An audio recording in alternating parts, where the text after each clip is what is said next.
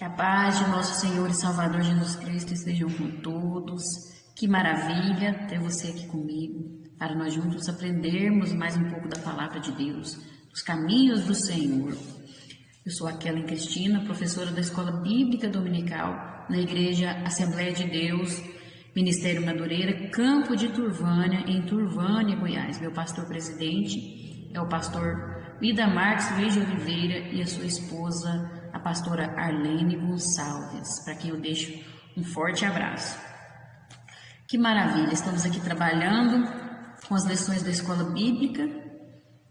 Nós trabalhamos com a editora Betel, Assembleia de Deus Madureira, e estamos no terceiro trimestre de 2021 com o tema Triunfando sobre as batalhas e adversidades da vida.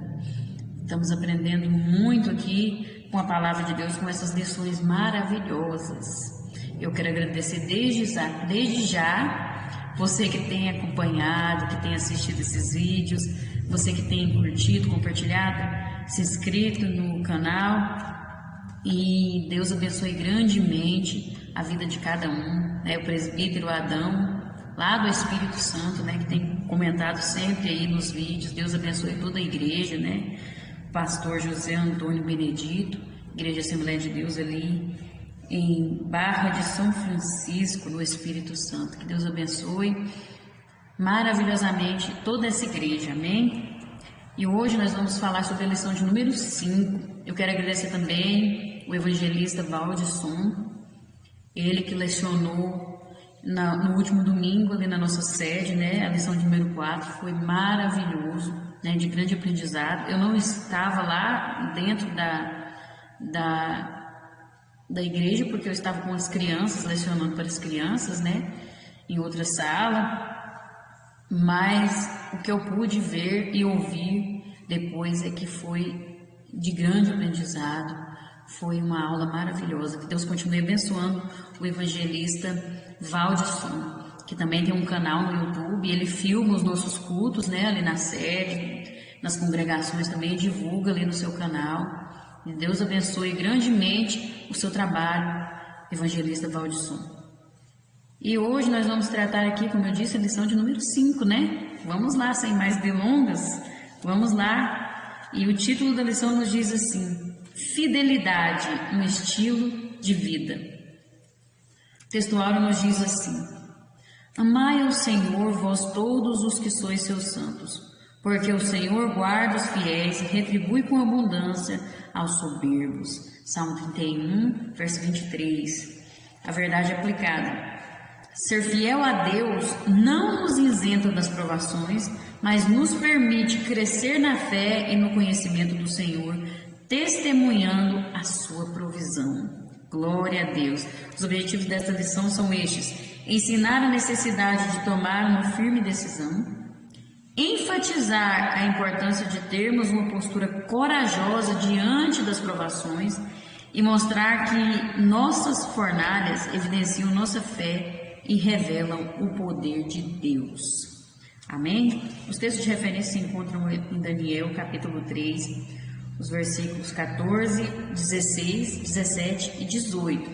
Mas é muito importante, de extrema importância, que você leia todo o capítulo 3, que você leia desde o capítulo 1 de Daniel, para entender toda a história, e como eles foram parar ali na Babilônia, para ter um entendimento melhor da palavra de Deus.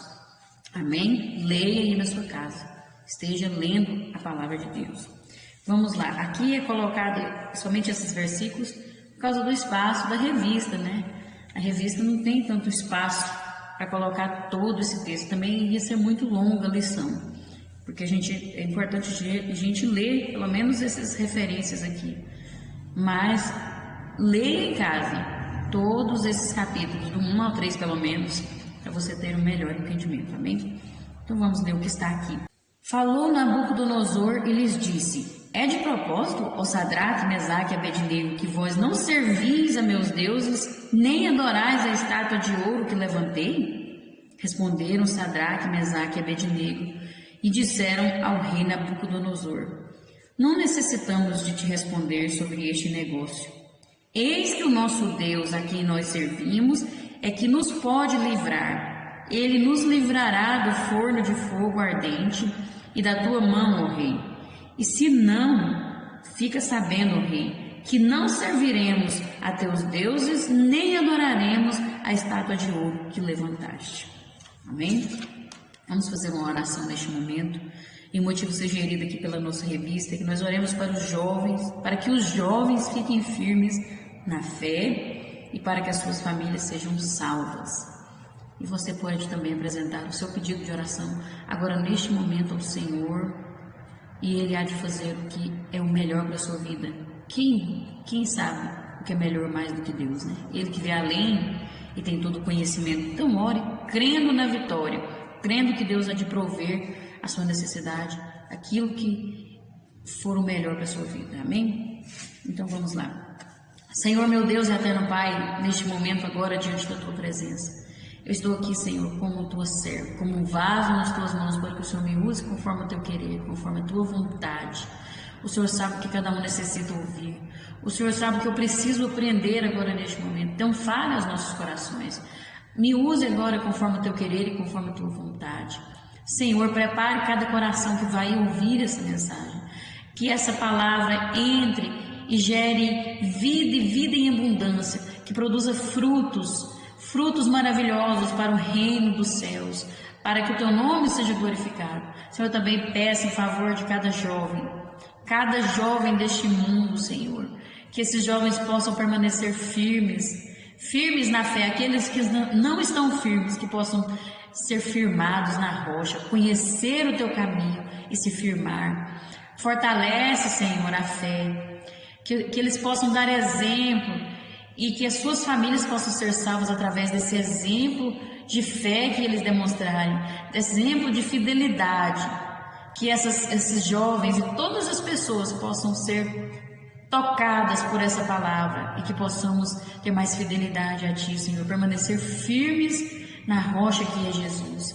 Que o Senhor possa nos ajudar e nos capacitar, em nome de Jesus. Também quero interceder agora, neste momento, Senhor, por todas as famílias que perderam um ente querido, pessoas que estão em luto, Senhor. Quantos estão aí sofrendo?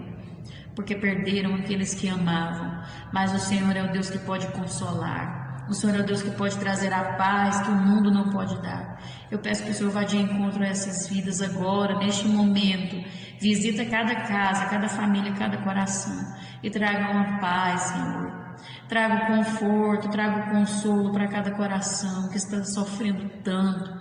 Tenha misericórdia, Deus, e derrama o teu amor sobre essas vidas e esteja trazendo o consolo que só o Senhor pode dar, dando força para superarem esses momentos tão difíceis, em nome de Jesus. Eu te peço e te agradeço, não só hoje, mas para todo sempre. Amém. A introdução vai nos dizer assim: Sadraque, Mesaque e Abednego são uma prova viva de que podemos viver neste mundo sem jamais permitir que o mundo nos impeça de adorar e louvar somente a Deus. Isso aqui vai mostrar para nós que tem como sim servirmos a Deus, mesmo estando no mundo, mesmo vivendo neste mundo, mesmo com tantas influências. Tem como adorar a Deus em espírito e em verdade, tem como ser fiel a Deus. Sim, tem como. Basta nós querermos e buscarmos. E vai falar muito ao nosso coração essa palavra. Por isso eu peço que você abra o seu coração, dê lugar para que o Espírito Santo fale através da palavra de Deus. Essa palavra que é viva e eficaz, ela não volta vazia. Mas nós temos que permitir, temos que dar lugar, porque essa palavra aqui é maravilhosa. Falou o meu coração e eu tenho certeza que vai falar comigo novamente e com você também. Amém? E nós vamos ver aqui no tópico 1, uma firme decisão. Nós vemos que Nabucodonosor, rei da Babilônia, declarou guerra ali a Jerusalém, sitiou a cidade, e aí depois que ele conquistou aquela cidade, ele realiza então a primeira deportação. Foram 3 deportações, se eu não me engano, que levou o povo cativo. Foi o cumprimento daquela profecia dos 70 anos em que Jerusalém ia ser cativa, né, o povo de Israel, durante os 70 anos. E na primeira deportação, Foi levado os reis, os filhos dos reis da realeza, os nobres, gente, estudiosos, pessoas de uma sociedade mais alta, assim, pessoas que eram estudadas, sabe? Tinham um conhecimento maior das coisas. E dentre esses que foram levados, o rei ordena então que Aspenaz, que era o chefe dos eunucos, escolhesse ali jovens para objetivos específicos. Jovens que iam fazer testes ali para saber se esses jovens eram, como eles eram, da forma que ele queria, se é do jeito que o rei queria, para que eles pudessem ter cargos de liderança ali no governo e aprender a língua e a cultura da Babilônia. Essa era a estratégia dele. E aí nós vamos ver aqui no tópico 1.1 o critério de escolha, que foi o critério que ele usou para escolher aqueles jovens, né? A ordem do rei exigia que os jovens escolhidos preenchessem alguns requisitos, pois nem todos estavam capacitados. Veja, primeiro, deveriam ser da linhagem real e dos nobres. Segundo, deveriam ser saudáveis, de boa aparência, inteligentes, de boa formação, na verdade, competentes para assumir cargos de liderança. E aí, depois desse processo de seleção, eles deveriam comer e beber da porção diária do rei, o alimento que o rei comia, que era servido na mesa do rei. A intenção do rei ali era ensinar a cultura daquele povo, da Babilônia, né, e destruir a cultura daqueles jovens, né, porque primeiro ele tinha que destruir a cultura deles, para depois enfiar na cabeça deles a cultura babilônica daquele povo, né, idolatria e muitas outras coisas. E aí nós vemos aqui algo que podemos ver aqui é que ele escolheu jovens inteligentes, jovens que tinham um ensino, né? Como que fala?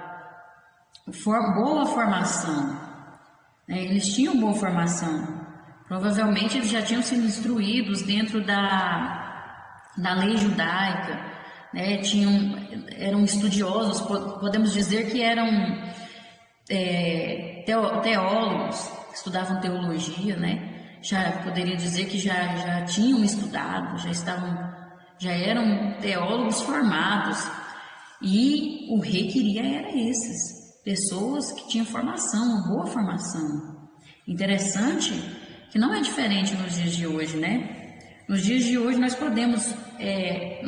sabemos que a palavra de Deus, ela nos traz uma linguagem que nós podemos trazer para os nossos dias, uma interpretação. E nós sabemos que a Babilônia representa o mundo hoje, né? Israel representa a igreja do Senhor, não a igreja A ou B, mas aquelas pessoas que aceitam Jesus e vivem uma vida em santidade, em santificação, um povo lavado e remido no sangue do Cordeiro. Essa é a igreja do Senhor. A igreja representa o povo de Israel. Então nós vemos aqui que esses jovens foram levados para a Babilônia, ou seja, estavam no mundo onde tem tanta influência, né? Nós sabemos que o mundo tem tanta influência para destruir a cultura, os ensinos da palavra de Deus. Muitas influências. E o inimigo, ele é tão astuto que ele usa esses meios de comunicação, as redes sociais, televisão, outras coisas, para tentar influenciar essas pessoas que gostam de estudar, pessoas que são curiosas, pessoas que gostam de ter informação na sua mente. São pessoas ignorantes, né, que não querem ter conhecimento. A pessoa que é ignorante, ela não tem conhecimento, ela não sabe do que ela está falando, por isso ela é ignorante. Mas o inimigo, ele gosta de influenciar aqueles que não são ignorantes, pessoas que buscam ter o entendimento, o porquê disso, o porquê daquilo, o significado daquilo. Pessoas assim que o inimigo gosta de influenciar, porque aí ele quer saber tudo. Ele quer saber o porquê de tudo, porquê disso, porquê daquilo. E o inimigo vai estudando a pessoa, vai estudando. Então ele tenta infiltrar e através das redes sociais, através da televisão, porque veja só, quando nós temos dúvidas, pode ver. Quando nós temos dúvidas, todos nós, a maioria, procura nas redes sociais, procura lá no Google, lá o significado disso, daquilo, o porquê disso e daquilo. E é onde o inimigo vai só escutando, vai só observando. Ele conhece as nossas fraquezas. Ele conhece as nossas maiores paixões. E então, olha, nós temos que ter cuidado, ter um estilo de vida saudável através da leitura e da prática da palavra de Deus. Temos que viver isso, orar, jejuar, ler a palavra de Deus, porque o mundo está aí, tentando nos influenciar, tentando infiltrar em nossas mentes aquilo que é o contrário da palavra de Deus. A cultura mundana é o contrário da palavra de Deus. É o contrário do que Deus quer. Porque o mundo jaz no maligno. Deus tem permitido. Deus está no controle de tudo, mas Ele permite que o inimigo seja o príncipe desse mundo. Por enquanto Ele está sendo. Então Ele influencia, né? Debaixo da permissão de Deus, Ele trabalha, Ele não para. Ele trabalha contra a obra de Deus, contra os projetos de Deus para a vida da sociedade, da humanidade. Ele trabalha. E ele usa redes sociais, ele usa televisão, ele usa a política, ele usa todas as pessoas, ele usa de todas as armas que ele pode. Por isso nós devemos estar sempre em constante oração, sempre buscando a palavra de Deus para que ela possa enraizar em nossas vidas, para que quando vier uma influência não possa mudar o nosso propósito, não possa mudar o alvo que nós temos, para que possamos permanecer firmes, né? É muito importante observarmos isso em nossas vidas. E aí nós vamos ver também no ponto 2 a mudança dos nomes. Nós vemos que ali ele escolheu 4 jovens, dentre aquele povo ali, 4 jovens que eram diferentes, que tinham todas essas exigências aqui que o rei tinha, né? E esses jovens eram Daniel, Ananias, Misael e Azarias. 4 jovens. Eles tinham por volta de 17, 18 anos, segundo estudos. E veja só a idade desses jovens, na flor da sua juventude, né? E foram levados cativos, foram levados presos, mesmo que iam receber cargos ali, pode-se dizer políticos, né? Eles receberam cargos políticos ali, mas estavam ali longe dos seus pais, longe da sua igreja, longe dos seus pastores, longe dos seus líderes. Líder de jovens ali não tinha, então eles estavam ali naquele lugar, e ali os seus nomes foram trocados. Olha a estratégia de Nabucodonosor para mudar a cultura deles, infiltrar a cultura da Babilônia. E aí aqueles nomes passam a ser agora Beltesazar, né? Daniel passa a se chamar Beltesazar, Ananias passa a se chamar Sadraque, e Misael passa a se chamar Mesaque, e Azarias passa a se chamar Abednego. Foram os nomes babilônicos que eles receberam. E é interessante que essa mudança de nomes era para integrar eles à religião pagã do novo ambiente social em que eles estavam, né? Veja, mudar o nome era mudar a identidade da pessoa, porque naquela época o nome das pessoas, o povo judeu, significava um pouco do caráter da pessoa, mostrava um pouco de quem aquela pessoa era. Todos os nomes, você pode ver que tem um significado. Sempre na palavra de Deus nós vemos isso. E aqueles nomes tinham um significado importante na vida daqueles 4 jovens. E ele tentou mudar, ele mudou o nome deles tentando mudar o seu caráter, mudar a identidade deles. Pessoas sem identidade são facilmente doutrinadas de acordo com a cultura, a linguagem e a necessidade da época. Né? Queriam mudar a personalidade deles. Veja que interessante, porque o nome Daniel significa Deus é o meu juiz. Daniel passou a se chamar Beltesazar, que significa príncipe de Bel, ou seja, Bel era o equivalente a Baal, ou Marduk, ou seja, príncipe de Baal ou de Marduk, que era um deus que eles idolatravam ali. Ananias significa Deus é misericordioso. Ele passou a se chamar Sadraque. Sadraque significa amigo do rei.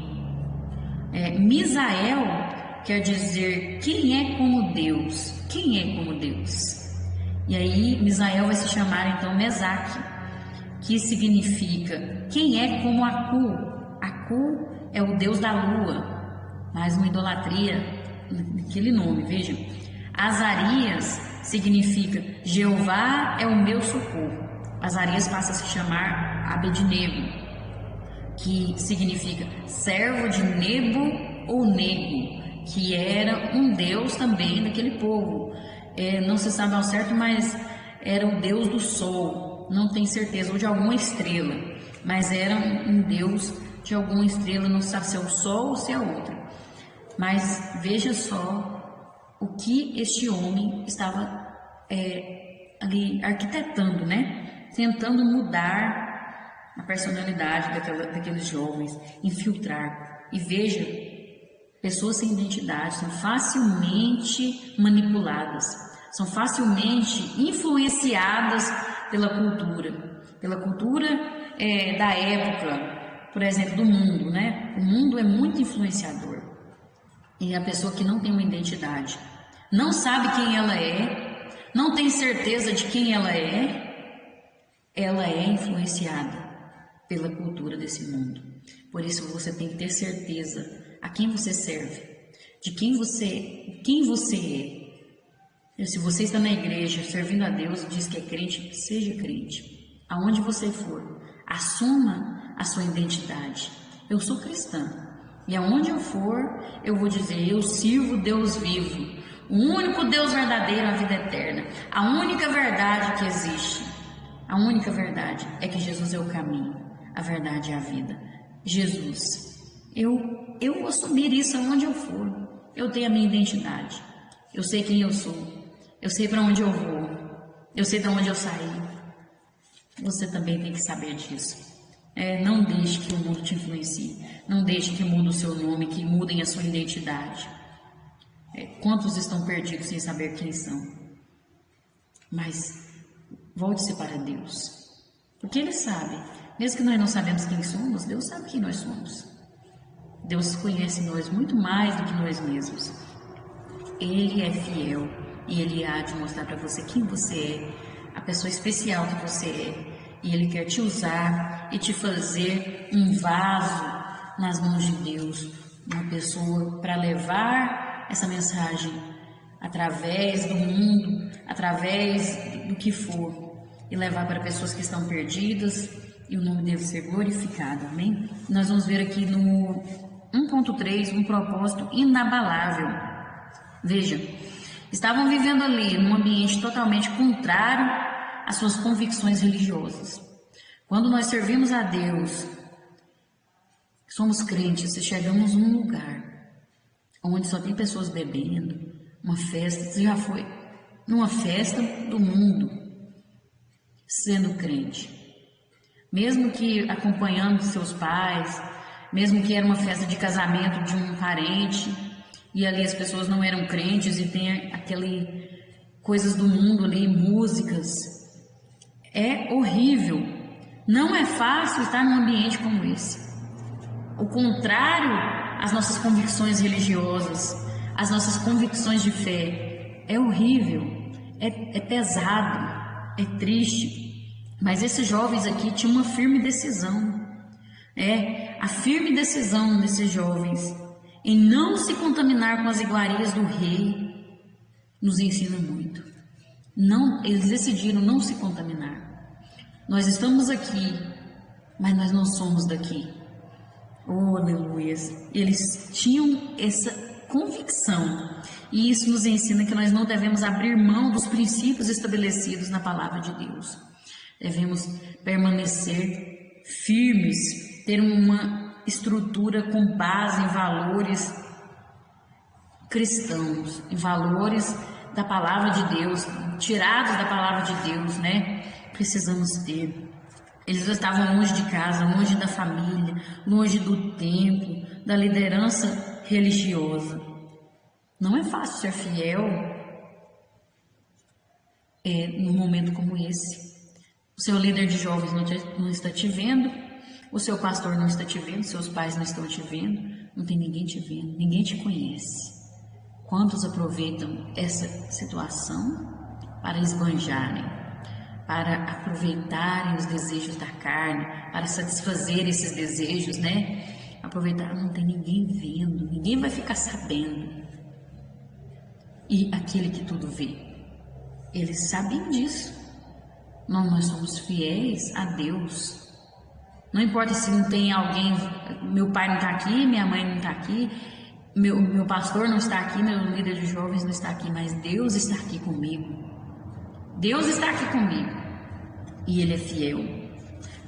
E os olhos do Senhor procuram os fiéis da terra. Se você diz que é crente, o Senhor está te observando. Aonde você tem andado, Ele procura os fiéis. Ele vê tudo que nós fazemos. Vale a pena ter um propósito inabalável. Vale a pena permanecer firme. E é na hora que não tem ninguém que não nos conhece que nós mostramos que somos crentes mesmo, né? Somos fiéis a Deus. É nessa hora. É nessa hora que nós mostramos quem nós somos. Será que nós podemos dizer que somos como esses jovens? Será que estamos como esses jovens aqui, diante de Deus? Temos coragem de assumir quem nós somos? Temos coragem de enfrentar o que for? Vamos meditar nisso, né? Amém? Tópico 2. Antes do forno de fogo ardente. No terceiro capítulo do livro de Daniel, lemos que o rei Nabucodonosor fez uma estátua de ouro de aproximadamente 30 metros de altura e ordenou que todos se prostrassem diante dela e a adorassem. Ser lançado no forno de fogo ardente era a penalidade para quem não obedecesse. Nós sabemos dessa história, né? A estátua de ouro, tinha que adorar, na hora que tocasse a música, tinha que se prostrar diante dela e adorar. E nós vemos aqui no 2.1 uma acusação. Todas aquelas pessoas que estavam ali diante daquela estátua ouviu aquele som e se prostraram e adoraram aquela estátua. Mas Sadraque, Mesaque e Abednego não prostraram diante daquela estátua.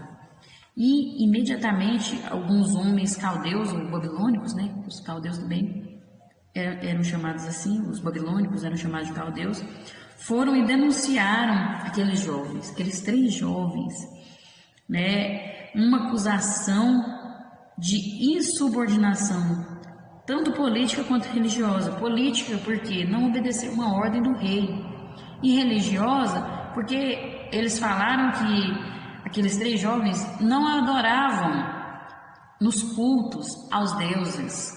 Então, eles já tinham um comportamento desde antes, não era só daquele momento ali diante daquela estátua. Eles não participavam dos cultos que haviam ali para os deuses, não participavam daquela cultura em momento algum. Eles eram políticos, eles tinham cargos ali na Babilônia, cargos de políticos, eram líderes, tinham cargos, mas eles não se contaminaram. Olha, e que incrível isso é tremendo. Esses jovens tinham a decisão firme de ser fiel a Deus, tinham desde o princípio, tanto que eles rejeitaram a comida que vinha do rei. Todos aqueles jovens que tinham sido escolhidos eram para alimentar da comida que vinha da mesa do rei. A carne era tipo uma carne assada, imagina que eu falo, né? Aquela carne assada, imagina que saborosa, né? Mas eles preferiram comer grãos e água. Nós sabemos a história que o Aspenaz lá ficou com medo, né, dele ser morto, mas Deus abençoou tanto aqueles jovens que eles ficaram mais saudáveis que os outros. Ah, mas aí é proibido comer carne? Não, não é que é proibido comer carne, é porque eles sabiam que aquelas carnes tinham rituais pagãos, possivelmente eram associadas com rituais pagãos, e não podiam comer carnes que fossem imundas por eles serem judeus, como carne de porco. Os judeus até hoje os judeus não comem, e eles não comiam porque era considerado imundo. Então eles não sabiam que carne era aquela. Então não, por via das dúvidas, não vão comer. Nós não sabemos como que foi preparado, se sangrou o animal, se o que fez ali, que carne é essa. Então nós não sabemos, então nós não vamos contaminar. Olha, eu lembro daquele versículo: todas as coisas são permitidas, mas nem todas me convêm. Olha a sabedoria desses jovens, glória a Deus. E aí nós vimos que eles já não participavam daquela cultura, não se misturaram, não se contaminaram, e eles viviam bem ali, porque tinham cargos altos ali, então tinham uma vida boa, né? Poderiam aproveitar, não esquecer para trás, nós não somos escravos mesmo, vamos deixar para trás o nosso povo, o que nós aprendemos, né? Agora nós estamos vivendo bem aqui. Não, eles permaneceram. Oh, glória a Deus. Eu fico imaginando, eu crio um filme na minha mente de como aqueles jovens dão um exemplo de vida para nós. Meu Deus, não se influenciaram, não se deixaram influenciar, tiveram uma decisão: eu quero ser fiel ao meu Senhor, eu quero fazer a diferença onde eu estiver, mesmo que não esteja ninguém aqui da igreja para me ver, eu quero ser diferente, porque o meu Deus está me vendo. E eles permaneceram firmes, e aí não se prostraram diante daquela estátua, e vieram os acusadores. Olha, pagaram um preço por ser fiel a Deus, pagaram um preço, né? Mas eles estavam decididos, preparados para arcar com os custos das suas escolhas, né? Eles sabiam que tinha consequências, eles sabiam que quem não se prostrasse ia ser jogado ali na fornalha ardente. Eles sabiam, mas eles sabiam que maior era Deus, maior é Deus, maior é Deus. E algo muito profundo que nós vamos ver, né? Olha, nem todos querem sair da zona de conforto, preferem curvar-se e moldar-se aos costumes e ditames mundanos a serem confrontados sobre o Deus a qual servem. Veja só, muitos preferem permanecer, aceita qualquer coisa, né? Não querem ser confrontados. Não quero ter problema com ninguém, né? Vou ficar quietinho do jeito que tá, vou aceitar tudo que vier, não tem problema. Misericórdia, nós temos que ir na contramão do mundo, das influências, né? Tem gente que tem vergonha de assumir que é crente. Eu me lembro que teve uma época que eu estudava e eu tinha vergonha de admitir que eu era crente. Sabe em qual sentido? Eu sempre usei uma roupa de crente, eu sempre nunca cortei o cabelo, essas coisas assim, como o povo fala, né? O crente quadrado. Eu sempre tive esse comportamento assim, de vestimento, essas coisas. Mas diante de uma situação que alguém falasse ou comentasse alguma coisa sobre algo que era errado, eu sabia que era errado, mas eu me calava, eu não falava nada, eu ficava indiferente, entendeu? Eu não tinha coragem de falar, sabendo que era errado. Às vezes era algo contra a palavra de Deus, uma dúvida que alguém tinha, ou que ouviu falar errado, que alguém ensinou errado, e eu sabia o que era o certo, mas eu ficava indiferente. Não vou sair da minha zona de conforto, né? Eu tô bem aqui, as pessoas sabem que eu sou crente, mas tá bom desse jeito, né? Tá bom desse jeito. Eu era indiferente também, no sentido de que na escola, muitas vezes eu sabia da palavra de Deus, ouvia mensagens na igreja, louvores, e eu não tinha coragem de levar adiante essa palavra. e ficava envergonhada de falar sobre Deus com os meus colegas, né? E um dia eu me lembro que um colega aceitou Jesus e, inclusive, ele é crente até hoje, graças a Deus. E um dia ele foi lá na frente da sala, ele teve uma atitude tão ousada e aquilo me inspirou. Ele foi na frente de toda a sala, de toda a classe. Nós tínhamos 16, 17 anos na época, bem parecido com a idade daqueles jovens, né? Os amigos de Daniel, né? E eu lembro que ele falou assim para a turma assim: gente, eu quero dizer algo aqui para vocês. Quero dizer para todos vocês que Jesus te ama. Sabe? Ele falou só isso. Sabe? E aquilo, a turma ficou assim. É algo que tocou no coração. E me tocou também porque eu sou crente desde quando eu nasci.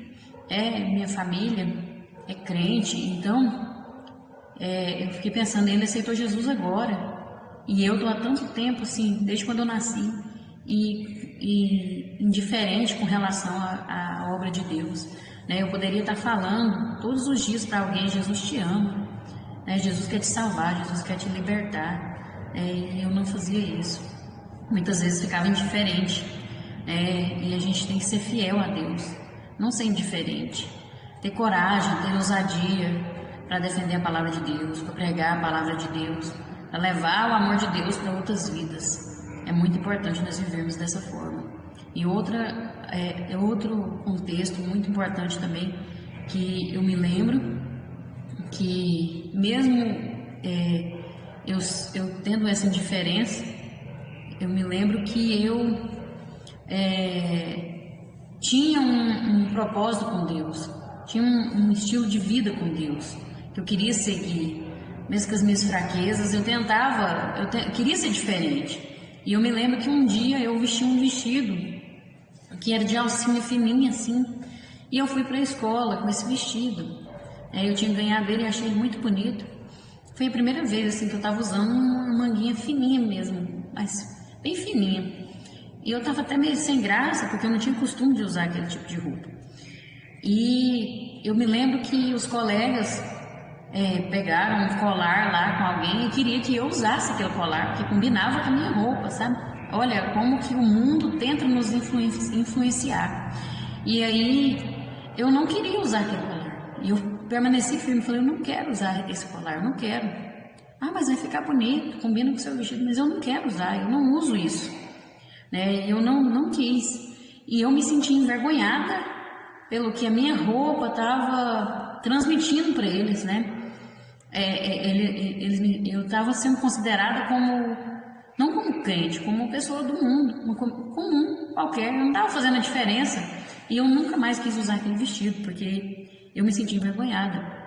E, assim, não é errado você usar, não estou dizendo que é pecado você usar um vestido de alça, um colarzinho, não estou dizendo isso. Estou dizendo que eu tenho um compromisso com Deus, do meu estilo de vida com Deus.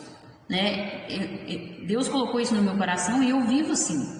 Eu não me sinto bem, nunca coloquei um colar no meu pescoço, eu não me sinto bem em colocar. Eu não me vejo usando isso, porque é o meu estilo de vida. Eu fiz esse propósito com Deus e eu quero seguir. Né? Eu fiz assim, eu me propus a seguir esse caminho dessa forma.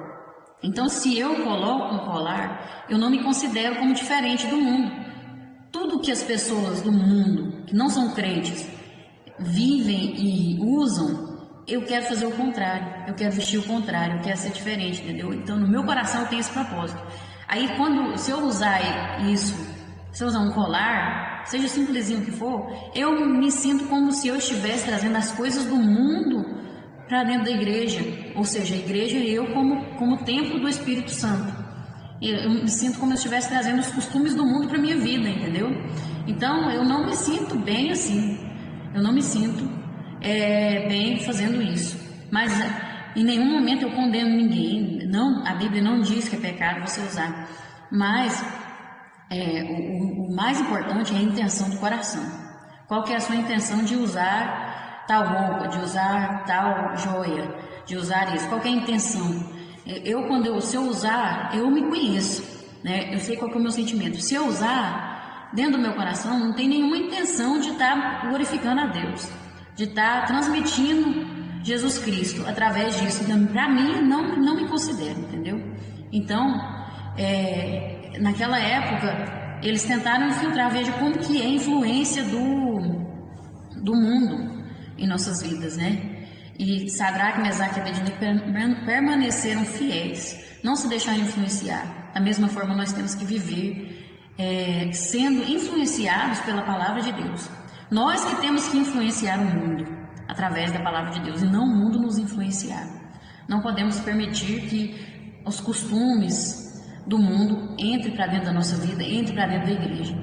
Mas nós temos que levar os nossos costumes, baseados na palavra de Deus, no verdadeiro significado da palavra de Deus, sentido da palavra de Deus, para as pessoas do mundo. Amém? E não ter vergonha, né? Não ter medo, não se curvar, não se moldar aos costumes e ditames mundanos, né? O que o mundo diz, o que o mundo diz não tem influência sobre a minha vida, em nome de Jesus. E aí nós vamos ver aqui no 2.2 uma nova tentativa, porque aquela acusação não deu certo em primeiro momento, porque o rei Nabucodonosor primeiro foi saber o que realmente tinha acontecido, foi ouvir eles primeiro. Ele foi ouvir da boca deles, né, ver a atitude deles, se eles não se prostravam mesmo, né? Ele queria saber o que estava acontecendo. E aí ele vai e dá uma nova oportunidade para eles se redimir, né?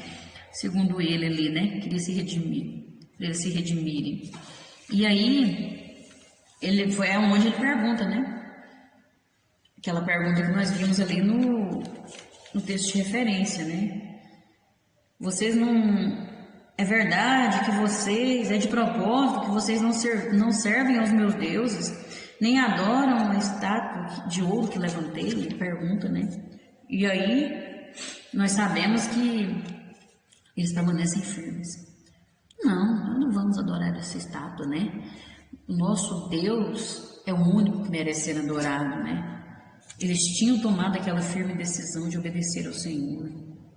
E quando nós tomamos também uma firme decisão de obedecer ao Senhor, acontece de surgir armadilhas que nos tentam fazer sair do caminho, propostas, né?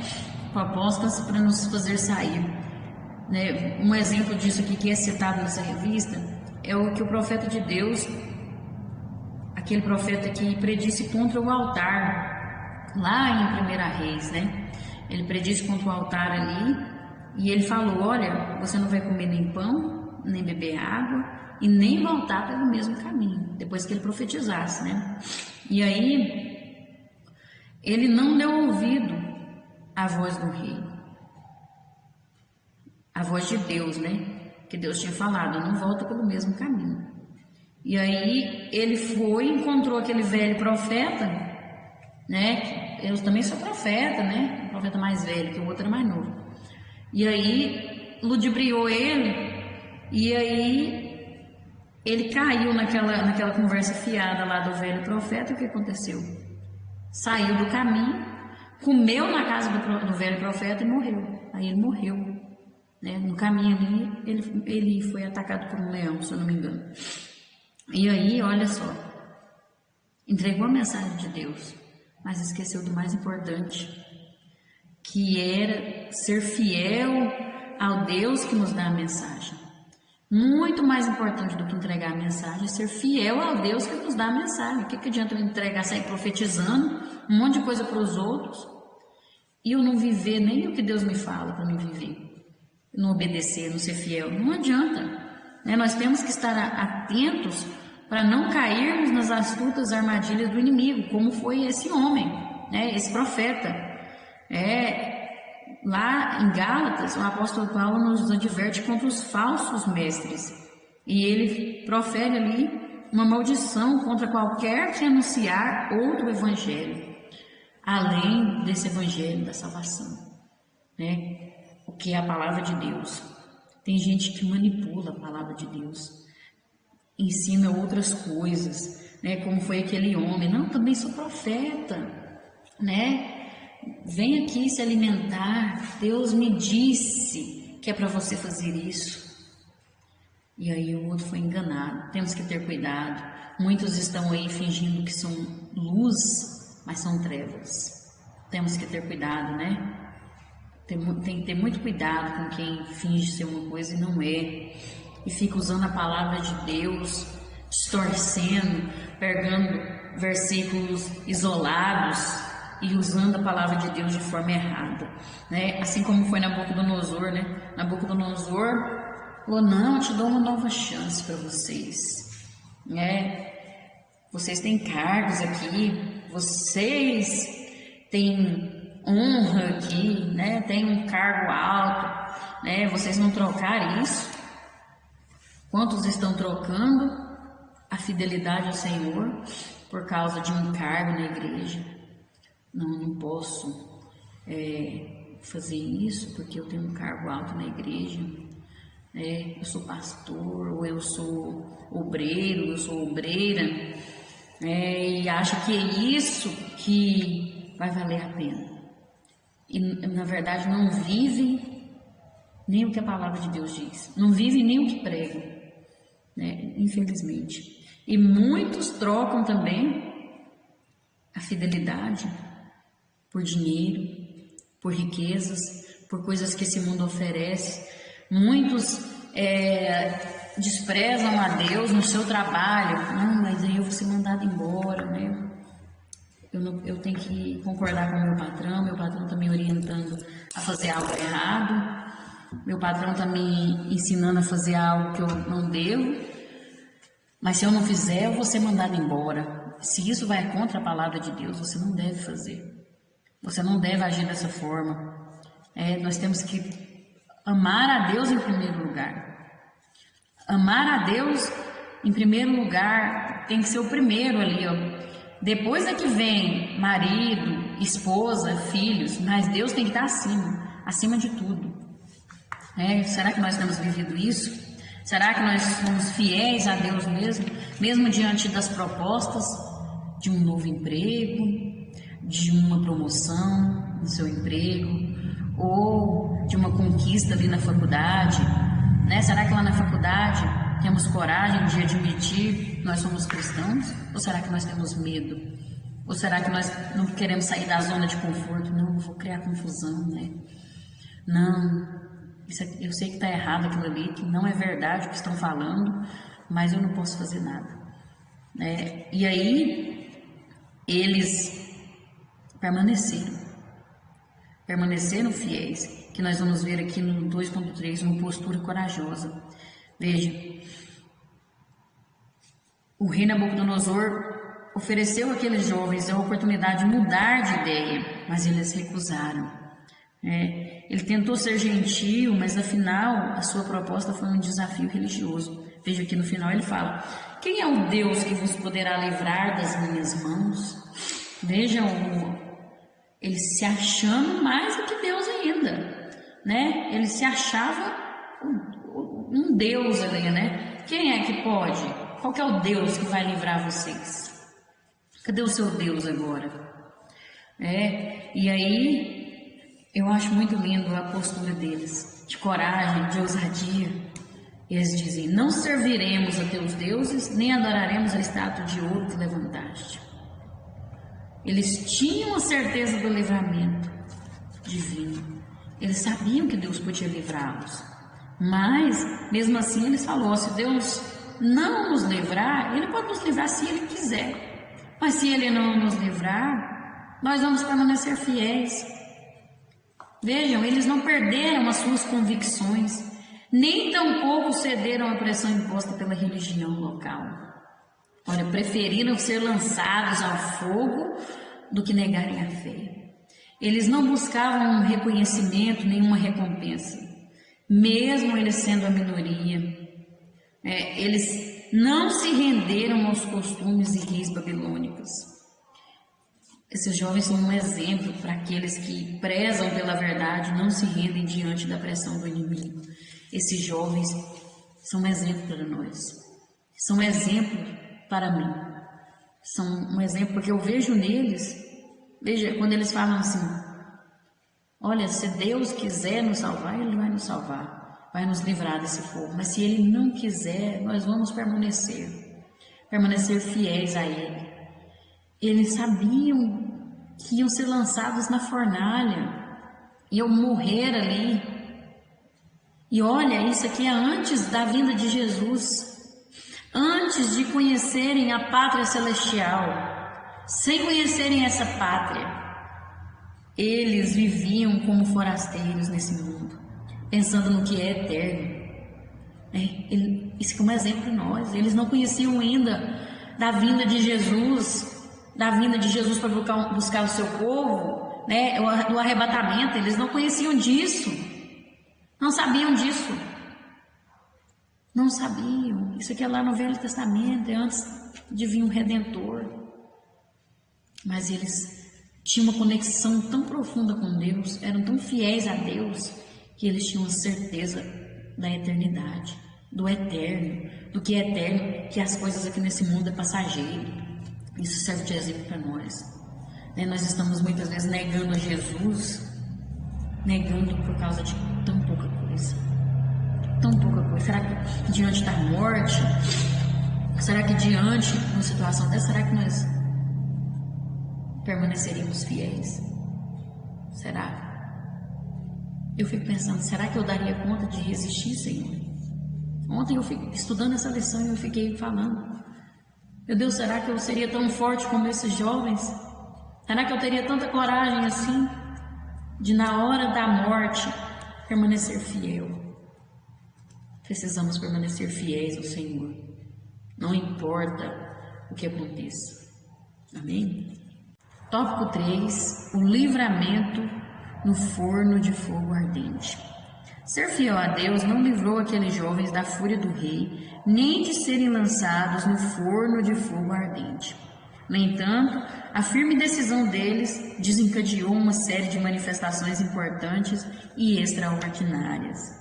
No 3.1, nem dano. Sadraque, Mesaque e Abednego, atados e vestidos em suas roupas, foram lançados dentro do forno de fogo ardente. Estava tão quente que só as chamas foram suficientes para matar os homens que carregaram Sadraque, Mesaque e Abednego. No entanto, eles não sofreram nenhum dano. Veja só, esses jovens foram lançados ali. Homens fortes foram escolhidos para lançarem aqueles jovens ali dentro. E aqueles homens morreram somente com as chamas, né? Só de chegar na porta eles já morreram. E aí, aqueles jovens estavam ali sem nenhum dano, não sofreram nada. E aí todos ficaram espantados, né? O fogo não tinha tido poder algum, não teve poder algum sobre a vida daqueles jovens. Glória a Deus. Parecia ser uma tragédia, mas transformou-se em um grande testemunho. O povo ficou assombrado. Primeiro foi Nabucodonosor, né, que viu, peraí, tem alguma coisa errada ali.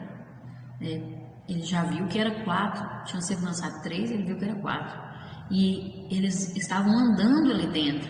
As suas roupas não tinham se queimado, né? Imagino a cara do Nabucodonosor, o espanto, né?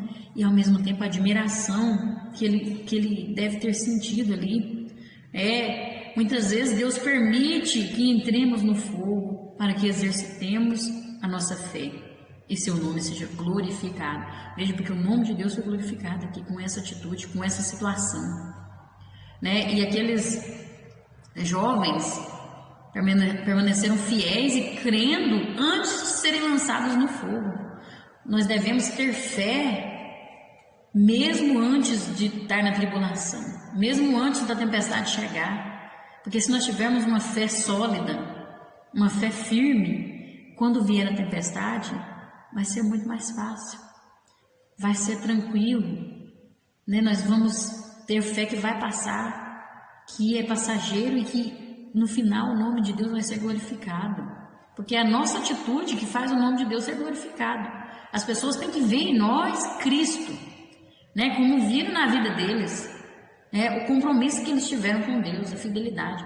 Isso chamou a atenção. Foi o testemunho que deram depois sobre aquela situação. Será que as pessoas estão dando um testemunho sobre nós?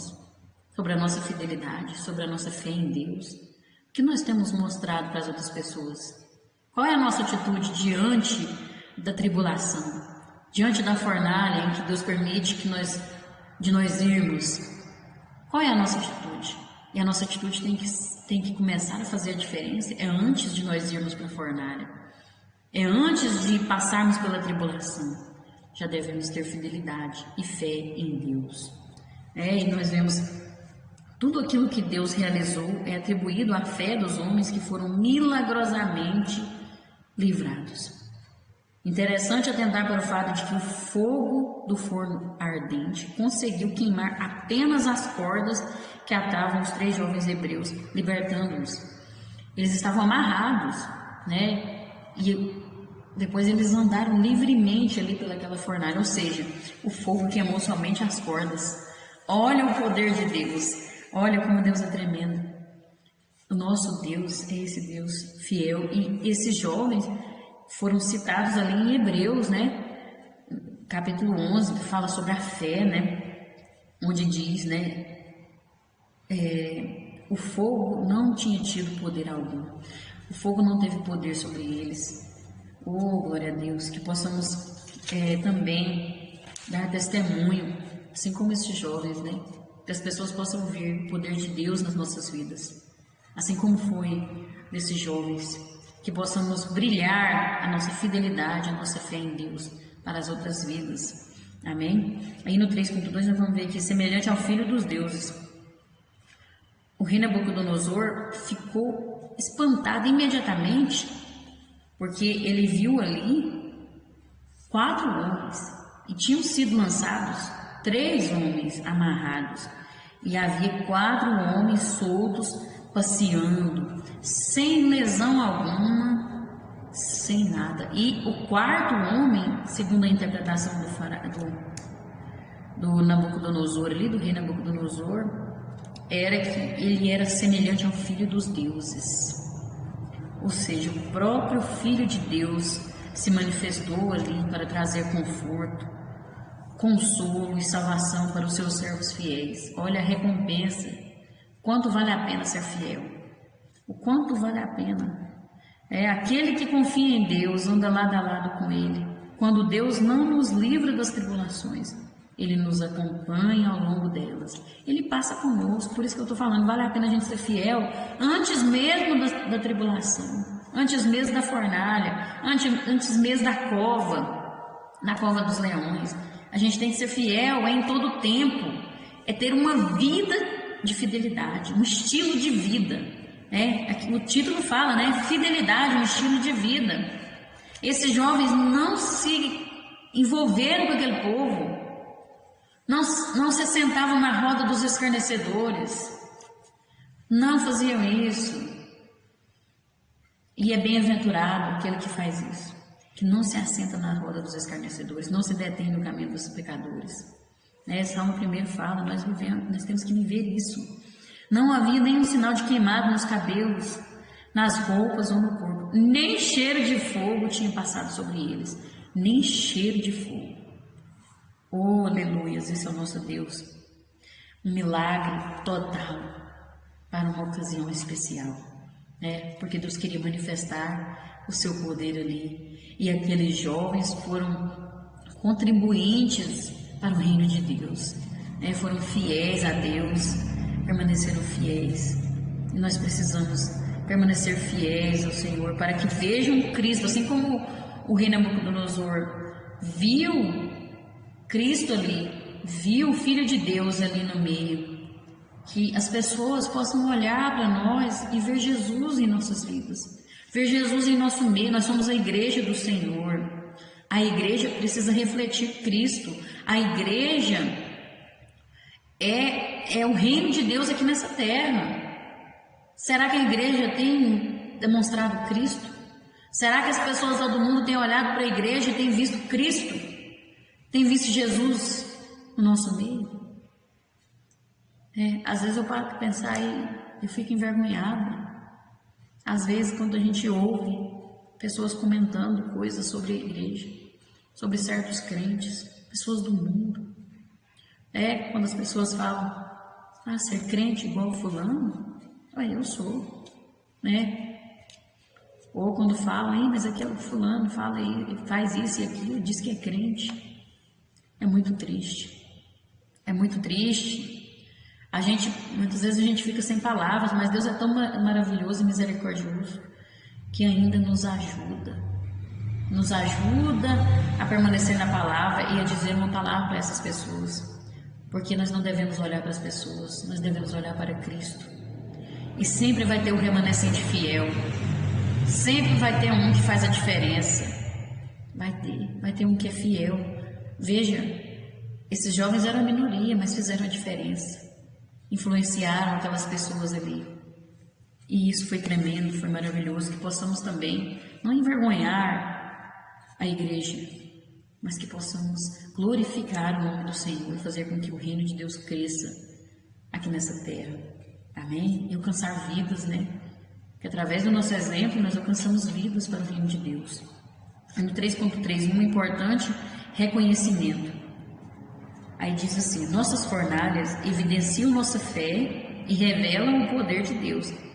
Sem hesitação, o rei Nabucodonosor reconheceu que Sadraque, Mesaque e Abednego eram servos do Deus Altíssimo e pediu que saíssem do meio do fogo. Falou: venham para cá, servos do Deus Altíssimo, venham aqui, saiam do fogo e venham aqui. E aí, quando eles chegaram lá, ele testemunhou publicamente acerca do livramento, da confiança que eles tinham em Deus. Veja que maravilhoso isso. Esse é o reconhecimento que eu quero ter na minha vida, né? Eu não preciso que as pessoas saiam reconhecendo o que eu faço, o que eu deixei de fazer, mas que as pessoas possam reconhecer na minha vida a fé que eu tenho em Cristo Jesus. Que as pessoas possam reconhecer na minha vida o poder de Deus, né? Que as pessoas possam olhar para mim e falar assim: olha, ali tem uma serva de Deus. Olha, eu vejo Deus na vida daquela pessoa. Olha, eu tenho coragem de pedir para aquela pessoa orar para mim. Eu acredito na fé dela, que a oração dela tem poder, porque é Deus que faz isso. É isso que eu quero ouvir. Esse é o reconhecimento que nós precisamos ter em nossas vidas. Ele reconheceu, né, o poder de Deus ali e redigiu um decreto penalizando quem proferisse alguma blasfêmia contra o Deus de Sadraque, Mesaque e Abednego. O impacto foi tão grande na vida de Nabucodonosor que ele fez um tributo a Deus. Ele disse: não há outro Deus que possa livrar como este. Não há outro Deus. É o único Deus verdadeiro. Aleluias! O rei Nabucodonosor, um dos mais terríveis idólatras que existiu nessa terra. E olha o que ele disse: tributo ao nosso Deus. Não há outro Deus, não há outro Deus nessa terra e no universo. Não existe outro, só existe o nosso Deus, o único verdadeiro. E aí ele fez aqueles jovens prosperar na província da Babilônia. Veja como Deus honrou aqueles jovens, porque eles honraram a Deus, e eles não esperaram nada de Deus, não fizeram por interesse. Porque se eles fizessem por interesse, eles iam querer morrer na fornalha, né? Eles iam, sabendo que iam morrer, eles iam? Não. Na verdade, foi por amor a Deus, por serem fiéis a Deus. Quem ama a Deus, ele é fiel. Ele tem o desejo de ser fiel.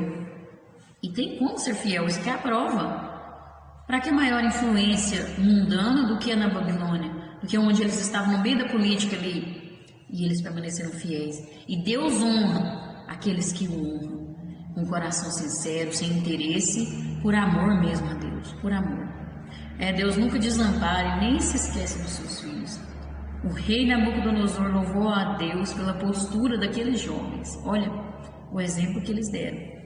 Quando o Senhor apareceu na fornalha e passeou com eles, o próprio rei testemunhou, chamando-os de servo do Deus Altíssimo. Caminhar com Deus faz com que as pessoas testemunhem tanto de Deus quanto a nosso respeito. Veja, as pessoas vão testemunhar de Deus e vão testemunhar da sua vida. se você permanecer fiel, se você permanecer honrando a Deus, vale a pena. Né? Através da fé desses 3 jovens, Deus foi honrado e louvado em um reino oprimido por uma falsa religião e obcecado pela cegueira de seu reino. Vale a pena ser fiel. Veja que obra maravilhosa que Deus fez. Quantos ali que se converteram, né?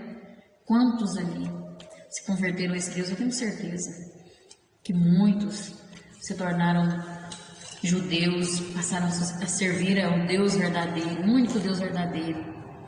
Esse é o nosso Deus, que possamos ser fiéis também, né? Mesmo diante de qualquer circunstância, mesmo onde for que nós estejamos, possamos ser fiéis a Deus, né? Dentro da nossa casa, mesmo com o nosso cônjuge, com os nossos filhos, que possamos permanecer fiéis. Vale a pena ser fiel. Vale a pena colocar Deus em primeiro lugar e não aceitar que falem contra a palavra de Deus, mas ter uma atitude fiel, de fidelidade diante de qualquer circunstância, confrontar o mundo, andar na contramão do mundo e viver seguindo os costumes que Deus tem nos passado através da palavra de Deus. A Bíblia é a palavra de Deus. É ela que dita para nós os nossos costumes, não é o mundo. Não é o mundo que dita os nossos costumes, mas é a palavra de Deus. Aleluia, glória a Deus. Deus abençoe, que possamos viver esta palavra, que ela possa falar mais forte cada vez mais ao seu coração, possa produzir o fruto do Espírito, em nome de Jesus. E nós vemos que, para concluir aqui, eu vou ler aqui a conclusão. Na presente lição, aprendemos com Sadraque, Mesaque e Abednego que, seja qual for a provação, nossa fidelidade ao Senhor, Deus, jamais deve ser negociada. Né? Que o testemunho do nosso compromisso seja agradável a Deus e de grande inspiração, tanto para os de dentro quanto para os de fora. Amém? Que possamos permanecer fiéis ao Senhor em todo o tempo. Que seja o nosso estilo de vida, em nome de Jesus. Deus abençoe a sua casa, a sua família. Deus te recompense cada vez mais. E até a próxima, se Jesus não tiver voltado e se Ele nos permitir também, né? Amém? Que Deus abençoe. Continue orando por nós. Eu quero te agradecer pelas suas orações. Que as orações é o mais importante nas nossas vidas. Que Deus abençoe muito você que tem orado por mim, pela minha família, pela nossa igreja. Deus há de te recompensar, em nome de Jesus. Fiquem com Deus e até a próxima.